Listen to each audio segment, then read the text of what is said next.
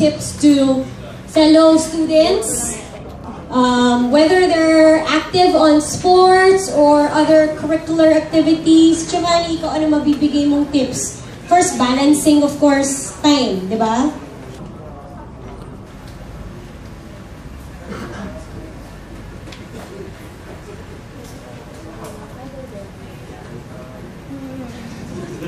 Huwag ka nang mahiya, ito naman.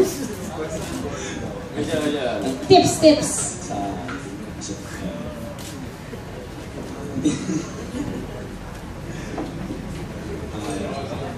Ayun, ano ko lang sa mga student,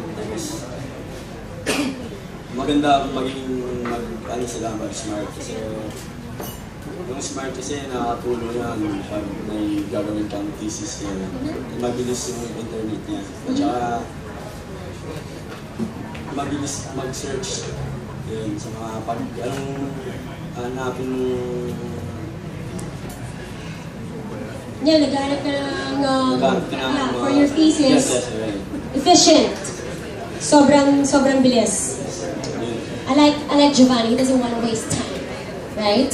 Si Basel, graduate na. Syempre, moving on to higher, of course, dreams of making it to the PBA and then having that experience playing for Gilas. Advice mo rin sa mga fellow students mo na nangangarap to, you know, maybe not be a basketball player, pero matapos yung pag-aaral nila. Siguro,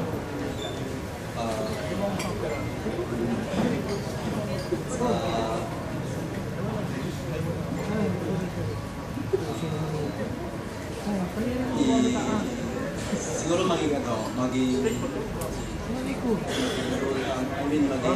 good example tayo sa kanila kasi hindi naman natin alam na for example may mga tao na idol so at least nakikita nila yung ginagawa. Nice, thank you. Earl, now you have to be more, Sir Ebok, responsible to what you post. Itong mga to din, di ba? Exactly. Medyo, kanyari sa mga pinupost sa Instagram, sa mga kinakaption, you watch out for what you post. You'll be a little more conscious.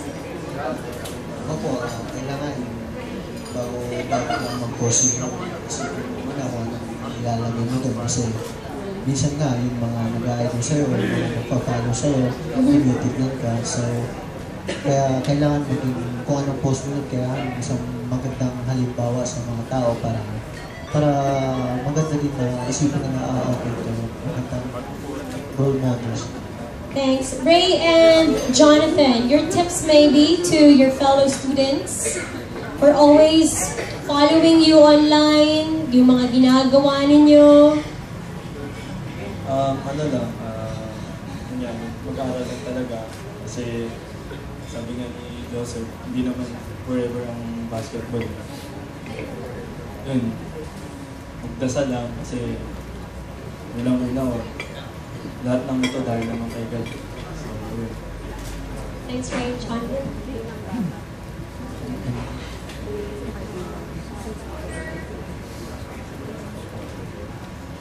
Tips ko, kumamit sila ng smart. Kasi maganda talaga. Kaya wala akong Twitter and Facebook na magagawa na ako. As in, now na? Twitter, Facebook, but you have Instagram? Meron. Yan. Follow ka namin. Kasi maka namin talaga, parang gusto ko yata ko na. Alright, so, thank you, Jonathan. Guys, palagpakan naman natin. Again, these young group of men embodying, of course, the smart life, the smart lead. Thank you very much. Can we have you please for a photo? Gusto ng mga